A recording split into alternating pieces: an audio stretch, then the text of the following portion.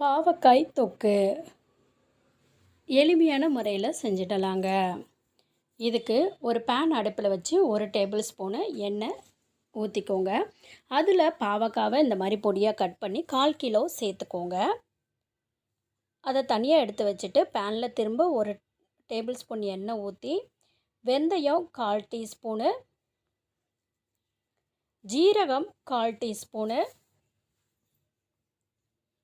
கருவேப்பிலை 1 கொத்து,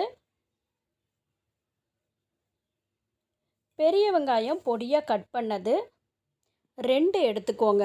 இதை போட்டு நல்லா பொன்னிறமாக வர வரைக்கும் நல்லா வதக்கி விடுங்க, ஃப்ரை பண்ணி விடுங்க.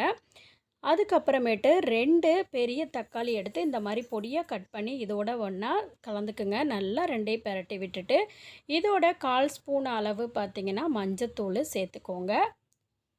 மிளகாய் தூள் 1 டேபிள் ஸ்பூனு, காரம் வேணும்னா அதிகமாக சேர்த்துக்கலாம். மல்லித்தூள் 2 டேபிள் ஸ்பூன் அளவு சேர்த்துக்கோங்க. உப்பு தேவையான அளவு சேர்த்துக்கோங்க. இப்போது புளி கரைசல் 1 கப் அளவு இதில் ஊற்றிக்கோங்க. தண்ணி அதே 1 கப் அளவு சேர்த்துக்கோங்க. நல்லா கலந்து விட்டு மூடி வச்சுருங்க. அதுக்கப்புறம் ஓப்பன் பண்ணி பாருங்கள். இந்த மாதிரி எண்ணெய் மேலே தனியாக பிரிஞ்சு வந்திருக்கும்.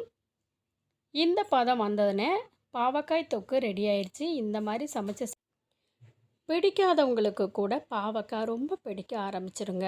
இந்த வீடியோ பிடிச்சிருந்துச்சுன்னா சேனலை சப்ஸ்கிரைப் பண்ணிக்கோங்க. Thanks for